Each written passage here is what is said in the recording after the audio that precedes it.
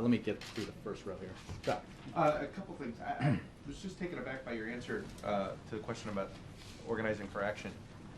You're saying taken it's aback? no different than that the president sees this group as no different than the DSCC or any other group I said you it's- speak to? I mean, I didn't say this, no, I said this it's is a group similar. that's planning on coordinating with the White House, is it not? Well, OFA, It was legally set up again, so it could do that, was right? set up to promote the president's public policy agenda. And therefore, as anyone would expect, the president would likely meet with their representatives to discuss his agenda. Any notion, as we've talked about, that there's a price set for that, for a meeting with the president is absurd and wrong.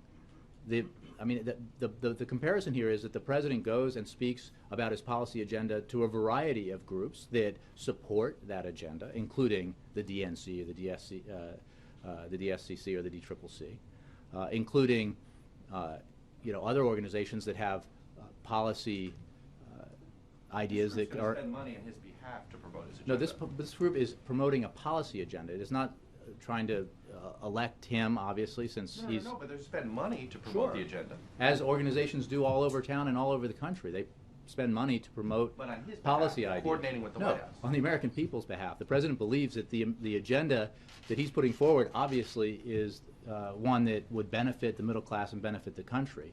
The idea that an organization is out there promoting immigration reform.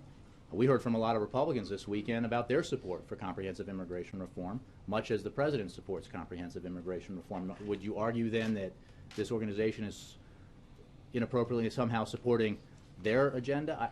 I think that there really is an issue here that's about the president's agenda, the president's policy proposals. The president's out there pushing for his agenda, and he obviously believes that an organization like this is both helpful and appropriate in engaging the American people, engaging those Americans who support this agenda in a way that helps move the process forward. And he isn't concerned that it's basically increasing the amount of money that is spent on the politics of Washington. Look, I mean, it does increase I the think amount of that money the idea that's that poured into this. ordinary Americans who contribute to these organizations to help push policy proposals that benefit ordinary Americans should have and do need a voice in Washington. There's no question that whether it's that there are corporate and other interests that are amply represented in the policy debate in Washington. So a grassroots organization like this is appropriately engaged in this and should have a voice. Has the president given up on campaign finance reform? No. I mean, one thing that he's adamant about, because of in the wake of the unfortunate Citizens United decision, is at the very least Republicans ought to go along with disclosure.